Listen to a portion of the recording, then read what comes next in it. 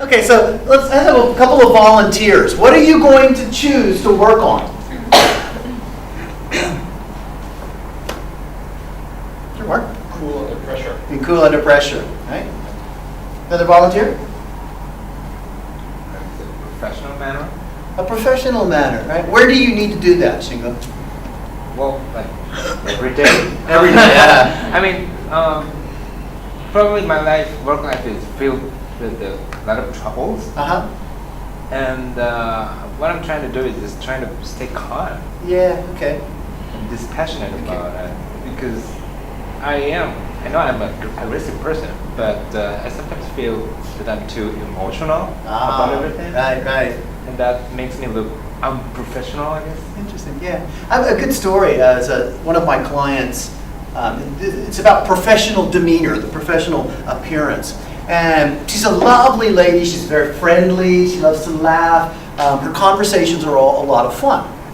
And she was having a meeting with her manager. And she really had an important issue that she needed some action from the manager on. But she used her typical style, smiling, laughing. I don't know how important this is, but I really need you to, this is something that we need a decision on. And she was very friendly and light and relaxed. And the manager didn't realize that this was an important issue. And sometimes we need to control the way we interact, the way we communicate, so that we have the right impact on the people around us. So who else has a quality that they're going to work on? How about you, Arisa?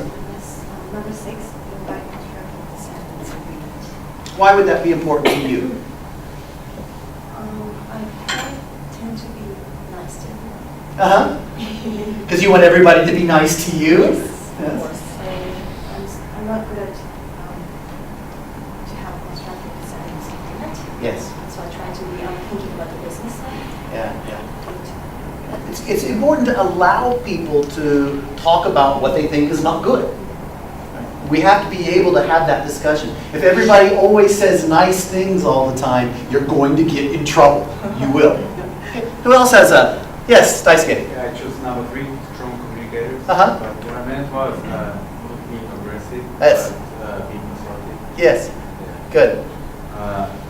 Actually, like my colleague are based in America, Yes. actually, and the way I communicate with my colleagues works very well, but it doesn't really work. Yeah, that's a good example. That's a good example. And actually, thank you, because that leads directly into the next topic this morning, which is diversity. Because here, this is a very diverse group. Right? We have a number of people from Japan, we have a number of people from other countries. And all of us have experience working with people with different cultural backgrounds, different society, different histories, different societies. So it requires diversity and flexibility in the face of diversity to be able to work successfully in these environments and to be a successful leader. So we want to talk about diversity and what do we need to do to be effectively diverse. So we're going to have a discussion at each table. Right? This table, your topic is, what are the kinds of attitudes that a leader needs to show to handle diversity effectively? What kind of attitude does a leader need to show? What kind of skills does a leader need to have to manage diversity effectively? Right? What are the actual skills? And what kind of knowledge does a leader need to have to handle diversity effectively? So in your manuals on page 1.7 is a place to write down your ideas, but we'll get feedback from each team. In order to manage and encourage diversity effectively, what are the attitudes? What knowledge is necessary? And then what are the skills? And we'll get a report back from each team. So take about 3 minutes and come up with a list. And it's an attitude that says, I accept honest feedback. I want honest feedback. Right? Good. So the attitude, by showing this attitude as a leader, we're role modeling for the people around us, right? If we're giving everybody an equal opportunity to communicate, right, and I'm saying, no, Shingo, wait, let them finish, wait, Shingo, wait, now, wait, let them finish. Right? If I'm doing that as a leader, then that's communicating to everybody else. This is the kind of attitude that we want to have. We want to allow everybody to speak and participate, right? And by showing consistent principles, our staff see that consistency, and they recognize this is something that's valuable and something they should do. How about knowledge? What kind of knowledge does a leader need to lead an effective cultural team? Yes, we say about to know the historical context. Yes? I said that. Yeah, you said it. But what else? Yes, but also knowledge of the customers, the way we deal with the customers in a country is maybe different from another. Yes. So just to know about it. And of course, after we think about the way of doing business and way of thinking business, the concept of work is maybe different from a country from another. Right.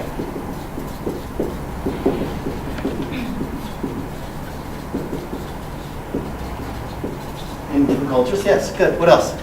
Culture. Knowledge of culture, yeah. What else? Yeah, this is good. I mean, you can go very deep in terms of culture. How do people communicate? What is taboo, right? What is a topic you don't talk about, right? Japanese people need to learn you cannot ask Americans how old they are, right? You can't do that, right? It's not culturally accepted. And Americans also need to recognize that Japanese people will often ask you if you're married or how old you are, so you need to be prepared. That kind of knowledge is very important in a diverse environment. As a leader, and we need to know, if this person is French, if this person is French-Canadian, you've got a different background, and you have different expectations. So we need to understand what those differences are. Good. How about the skills? What skills are necessary to effectively lead a culturally diverse team? First of all, Or used to pick a leader. You pick someone. Okay, that's good. Else. Listening. Yes? Language. Yes?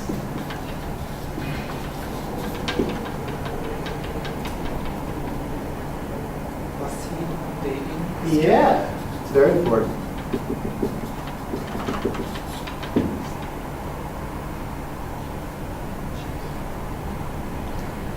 Anything else? What else would you add? like strong communication skills, including listening. Yes.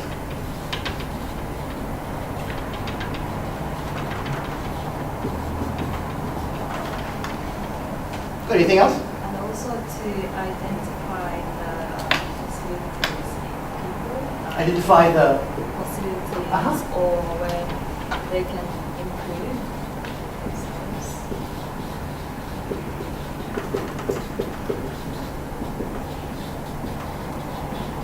And particularly in a cross-cultural situation, it may not be as obvious to you.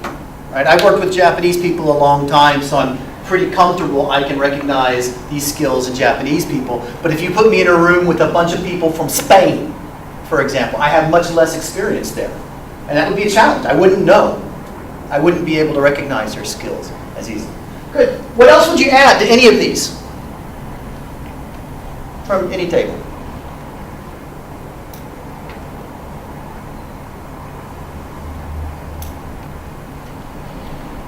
Okay, well, you can keep thinking about that, but what Dale Carnegie says is all three of these characteristics are necessary to be successful leaders. Right? Without the knowledge, you basically can't do very much.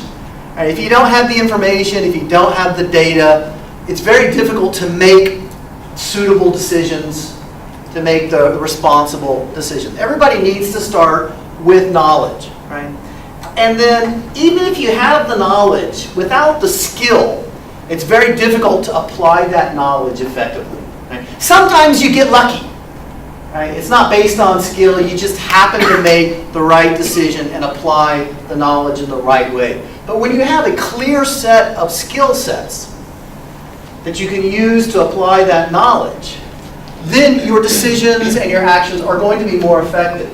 And then when you have the right attitude, it communicates all of these skills and this knowledge to your team more effectively. Right? It's important to know all these things, but it's also important to be able to share them with the rest of your team. Right? It's important to have these skills, but it's also important to demonstrate them to your team and recognize that they're important so your team accepts them and builds on them.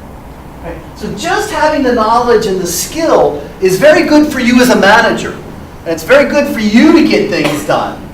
But to be able to make an impact on your team and lead your team, you need to have the attitude that helps your team learn from you.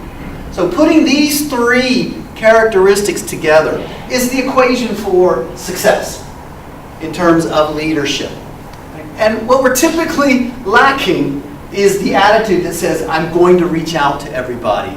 I'm going to make sure I have those relationships. And that's a lot of what leadership focuses on. Any comments or questions about what we've covered so far this morning? Page 1.7. When we are leading diverse cultural teams, it's important to recognize when we've done a good job.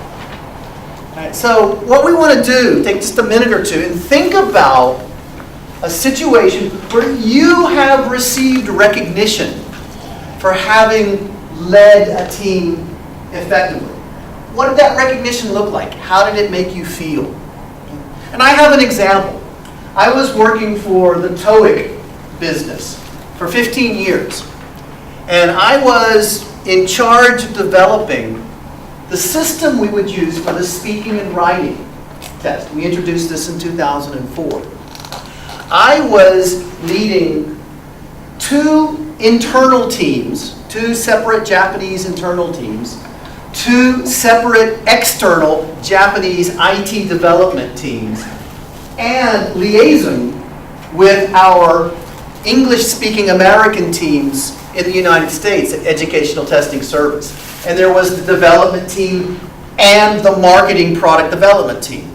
So I was essentially in charge of all of the communications between 5 distinct teams. And when we launched this service, we had a party, a celebration party. I organized it. I brought everybody together. We had 50 or 60 people in this room. And I was up there, telling everybody else thank you, telling everybody else congratulations. But I'm the one that felt the sense of satisfaction and pride, because those people were there feeling excited and happy about what they'd accomplished, because I had been in the role of facilitating all of this. And while I was saying, thank you all, you've put in such good work, you've put in such long hours, you've really communicated, integrated your skills well, without you this never would have happened. And I'm thinking in the back of my mind, without me, this never would have happened. So I'm very proud of what I accomplished. And I'm very proud of the skills that I developed in that process. So think for a minute. On page 1.7, I think the last 4 questions on that page are about describing a time, an experience, when you showed good leadership in a diverse cultural environment. Just take a few minutes and think about what it is you've done. And probably as you're thinking about this story, you're going to recognize that you were demonstrating these skills, this level of knowledge, these abilities, these behaviors. It was because you have those characteristics that you are able to be successful. It's kind of similar to your story, Okay. but probably the most recent achievement I've done is I exactly worked as a lead Yes. of over the multiple teams. Good. Yes. There was a little flaw in the company process, but it kind of fell in the crack. I mean, in a place where nobody is responsible. And I happened to be the one who was most impacted by the problem. And also, I was kind of stupid enough to raise a voice. That's leadership. Being stupid is a leadership quality. Yeah, I really don't mind to be stupid, but anyway. So I just kind of went out on land and grabbed several leaders of the other teams and held multiple conferences. Yes. And established another process to cover the fraud. Great. So I think that's where I am very strong at.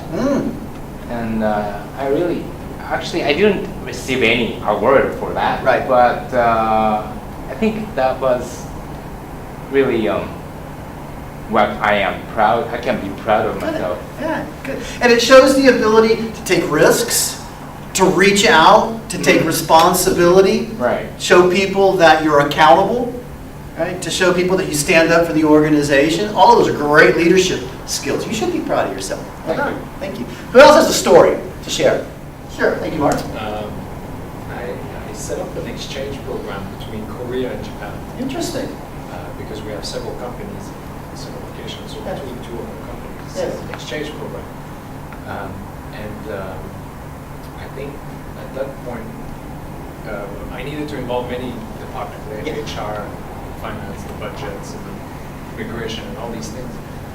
And I think I was kind of a maestro in all these things, That's a good word. Yes. And in the end, it worked quite well. It is working well. So and it gained some recognition within the Asia Pacific region. So people started to talk about that. And Great. created an example for other companies to follow. So Great. yeah, that's good. Yeah, and another characteristic of strong leadership is becoming an example for other people, right? Influencing others, encouraging not just your own team, but other organizations to emulate that, to use that as a model. Good, thank you. Who else has a story? Let's get one more. Thank you. Ready?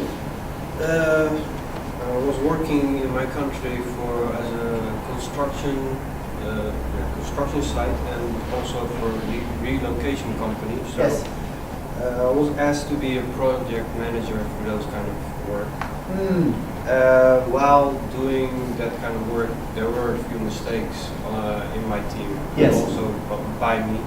Yes. But even because of the mistakes, while still learning how to lead other people, still getting the praise of my supervisor. Yes. And yeah, it gave me a feeling of pride and a good feeling, of course.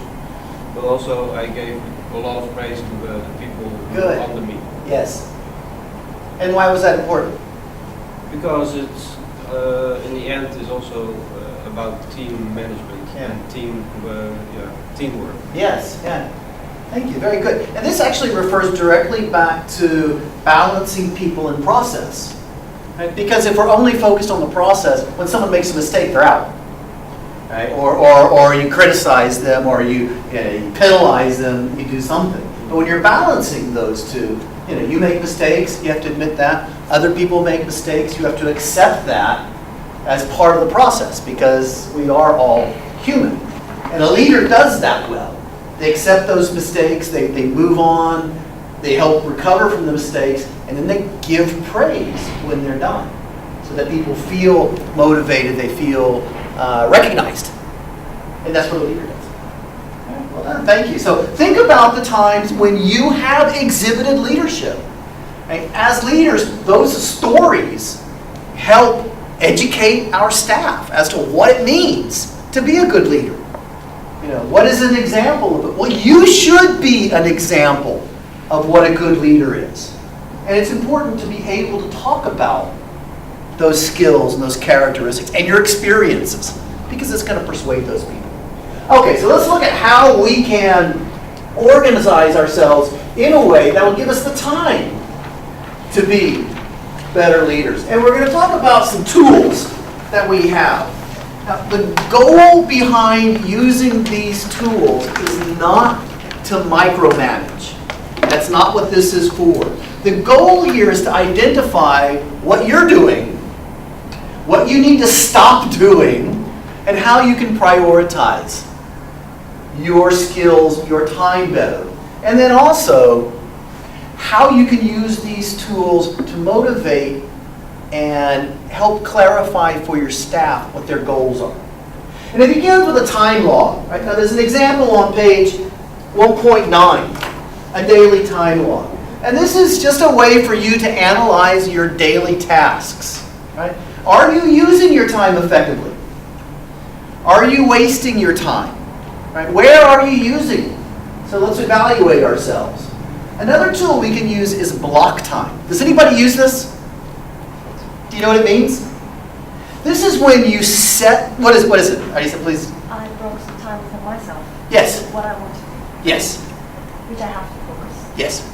We set time in the day where we're going to focus on one issue. Right? Email is a great thing to block time for. I'm only going to handle email between 11:30 and 12 and between 3:30 and 4. And outside of that, I'm not going to look at email. But during that time, don't talk to me because I'm focusing on email. So you block time so that you can focus and you can concentrate. Right? If you're doing planning, right? If you need to do evaluations and you need to review people's performance, right? You need to have an hour where no one is interrupting you. So you block that time so you can focus and concentrate. Create a priority list. Create a priority list every day. Right? So you're always clear. What is the most important thing to get done today? Right? And if you're always getting at least the first or the first two or the first three most important things accomplished, right, then you're going to be making progress. Right? So create a priority list. This also helps you delegate. If you've got a priority list that's 15 items long, and you know you can only do 7 of them, then you have something you need to delegate. You need to assign to other people. Right? Create priority lists. Batch tasks. Right? If you need to make phone calls to a lot of clients, schedule a time between 2 and 3 o'clock where you're going to spend that 1 hour calling clients. Right? Or you need to provide information and feedback to managers in different locations around the world. Set a time between 6 p.m. and 7 p.m. where you're going to contact one manager after another and get it all done. This creates efficiency. Right? You're repeating yourself, you're doing the same thing again, you're more focused, your ideas are clearer. Batch things together. Email. Batch your email. Right? How many people here do that? Set aside a time just to look at email. Good for you. How is that helpful, Arisa? It doesn't interfere me in the other time. I mean, I can focus on other things. Yes. I can clean it up in a certain period. That's right. That's right. And there's a lot of research out there about when we get interrupted, we get distracted from something, it adds about 25% to the amount of time that's required to do that task. So for example, we set aside an hour to do something, and then during that hour, every time an email comes in, we check our email. Right? What that task that should have taken an hour is going to take an hour and a half, plus the time we're looking at email. Or not an hour and 15 minutes, 25% increase. Right? So the time you're looking at email, plus an additional 25% to get the task done, because we lose our focus. So with email, turn off your alert. Turn it off. And then specify a time. If it's really, really important, someone's going to call you. So everybody has different circumstances. If you can batch your email, you'll be much more effective in how you use your time. And then the next thing we do is we create monthly project lists. There's an example here in your manual as well on page 1.11. And what this is, it's a way for you to keep record of what you plan to do and what you did. And at the end of the month, you can compare them. Right? Was I effective? Did I do my highest priority? Did I finish the most important task? If not, why not? Right? If I did, yay! That's a good reason for success, for celebration. So we use these for ourselves. There's also a weekly planner here as well. Again, it's to help you organize your time, focus on what you're doing and what you need to do. We can also use these tools with our staff. What's the danger there, Mark? Well, the danger is that if, for example, you block time for email, then you're going to email your staff and there's going to be no answer maybe During that time. During that time. Right? Okay. That could be an issue. Although if it's critical, like you said, you'll either go and see the person or you call him. Right, right. Okay, good. What's another risk in doing this with your staff? It's micromanagement. That's what most people would be concerned about. Okay? Now the goal here is not to micromanage your staff. The goal is to help people organize their time more effectively. Right? And then have a discussion. Perhaps you have a discussion once a week, or perhaps you have a discussion once a month. And the only goal is to review what you planned on doing and what you actually accomplished. And this way, as a leader, you can be very clear about what your staff are supposed to do. They can be clear about what they're supposed to do. And you can sit down and say, hey, what did we do? What did we accomplish? So these are some tools that we can use to manage our staff more effectively.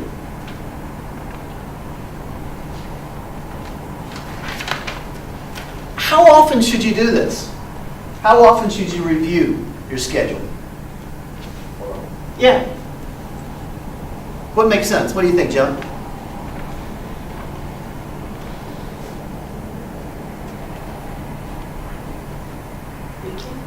Maybe weekly? Okay. What else? What do you think, Megumi?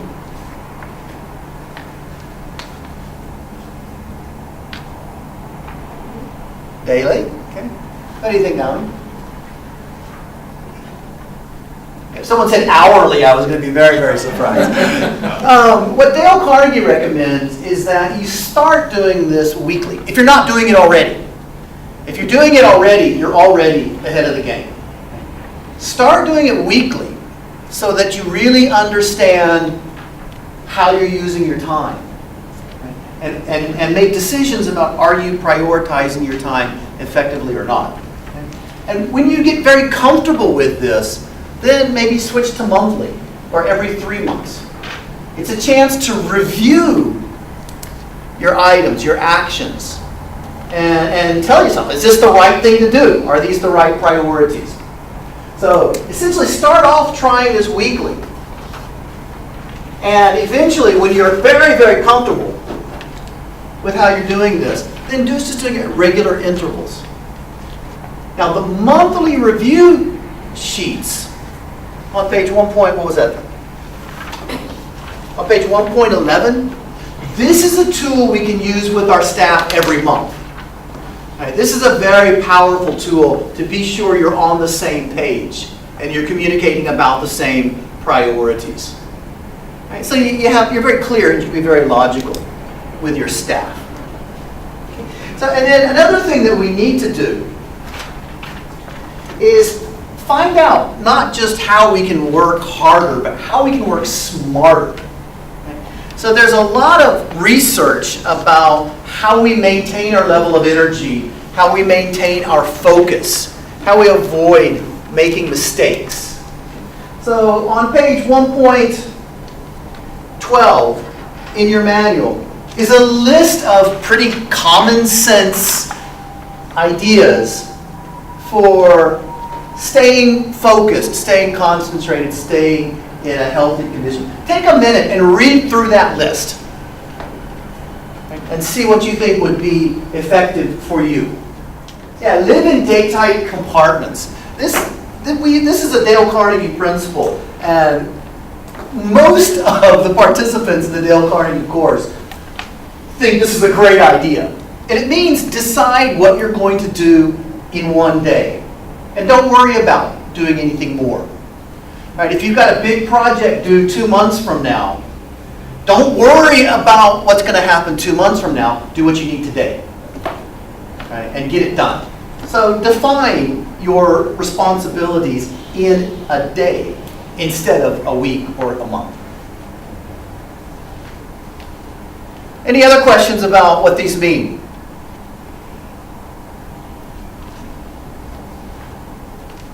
Right, so what are you going to choose to do? What are you going to commit to do? And why? How's it going to help you? Right, circle the one that's going to be most important to you, that you need to prioritize. Yes, Can Sino? you elaborate the number 10 a little bit? Cooperate with the inevitable. Right? I have a personal example. Right? When I used to work for the TOEIC business, I worked for a for-profit, a listed company, a stock-owned company. And we had a contract with a not-for-profit for the TOEIC business. And the decision was made that the not-for-profit was going to take over all of the TOEIC business and discontinue relationships with the for-profit. Right? Essentially, I was going to lose my job. Right? I was a director. I was on the board of directors of the for-profit. And the not-for-profit was very generous and said, we will take all of your employees because we need their skills, but we don't want you. Right? And I knew that was going to be the case. So it would not make any sense for me to fight against it. I knew I couldn't change it.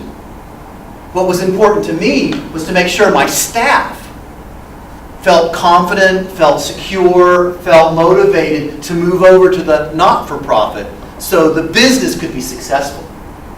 If I fought for my position, then I couldn't take care of my staff. I couldn't support my staff. The whole process would become more difficult, more confusing. There would be bad feelings.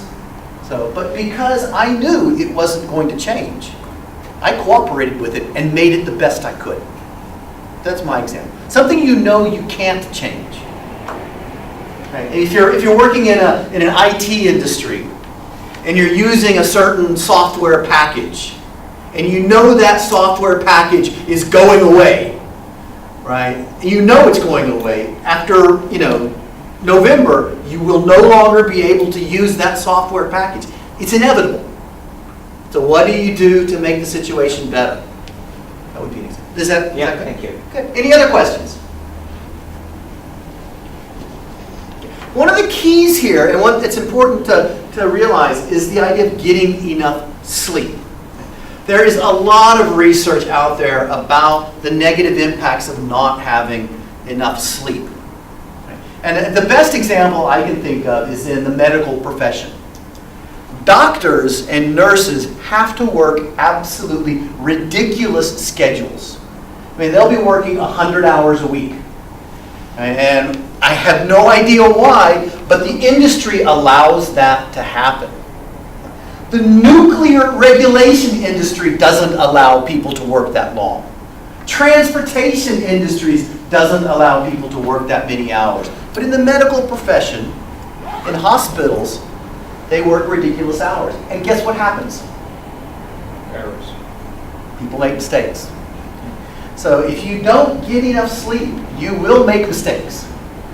It's very important to prioritize, and I love sleeping. I sleep a lot. And my wife laughs at me because I go to bed at 9:30 sometimes, but it's really necessary for me to have that much sleep. And so what did you pick? What is the, how are you going to work smarter? What did you pick, Peter? I will laugh more. Start. Laughing.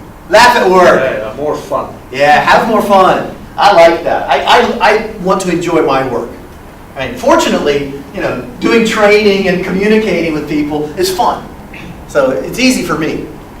Your industry's probably not quite as easy, but it's a good thing to laugh. What did you pick, Arisa? Number 10, cooperate with the inevitable. Okay. What's an example? I'm in between the director, Yeah, my supervisor, and my subordinate. Yes. I'm always in between. that's right. And your director says, do this, right? And Yeah, good. How about you, Nicholas? Yeah, I chose two, getting enough sleep and take breaks from the computer. Yes. Because sometimes I think it's not because you're almost always in front of the computer that you will be productive. Sometimes you need maybe to rest. Yes. Just 5 minutes, it's okay, I think. But when we come back, we say, okay, I can get more productive like this. So, Yeah. We need refresh time. And there's a lot of research that supports that as well. And one of the interesting statistics that I learned recently is what is the difference between the top-ranked tennis players and the second-ranked tennis players. And the difference, this has been measured, is that in between points, the top-ranked tennis players can slow down their breathing and reduce their heartbeat more than those tennis players who don't win. Right? It's quite simply, they're able to refresh themselves more effectively between points. Right? And so by doing that, they elevate their performance when they're out for the next point. So it is the same for us. If you're staring at the computer all day long, you're never refreshing yourself. And your performance is going to drop off over the day. Thank you. Naomi, how about you? Number 5, which was? Which was? Living days hard. What does that mean to you? Because I receive new tasks every day. Yes. So sometimes I spend much time to think how to deal with those things. So then I tend to overwork. Right. So decide how much you're going to do today. Yes. And decide what you're going to leave for tomorrow. The other side of this, which is also important, means to forget about what you did yesterday. Okay? Sometimes if you have a bad relationship with someone, you get into an argument, or someone says something that you're not happy about, and you carry that with you to the next day, and you carry it with you to the next day, you're just kind of wasting your energy. So leave that happened last week. I'm not going to worry about it anymore. Just make that decision. How about you, Gemma? I think number 8, Mhm. don't fuss about the trivials. Don't Yeah, fuss about the trivial things. Yeah, lots of stressful things in the day, but they Yes. don't really matter in the end. So Yes. try and forget that and just look at the big picture. Yeah. And this is actually where your daily log and things like that can help you, because you can identify, well, that actually is not such an important thing, and I don't need to spend time on that. And it helps you identify those areas. Deanne, how about you? I pick 2 and 3, which is eat small and light meals, and also stay hydrated. You look like you couldn't eat anything but small and light meals. I do, but yeah, so eat small and stay hydrated. Yeah, that's very, very important. And my wife has a very bad habit of not drinking fluids. Right? And her metabolism is very different from mine. But still, you have to drink something besides coffee, right, in order to increase your fluids. It's really helpful to do that. Anybody else have something they'd like to share? Okay, so if we do these, this will help us be more prepared to work more effectively, work more efficiently, and have the energy that we need to be the charismatic leader and the engaging leader that our staff want to see. We look at what it is to be an important leader. What are the qualities of important leaders? What do leaders need to be sensitive to? What do they need to be aware of to become more effective? When we come back from break, we're going to look more about how we can organize ourselves more effectively so that we can prioritize our goals and communicate them with our team effectively.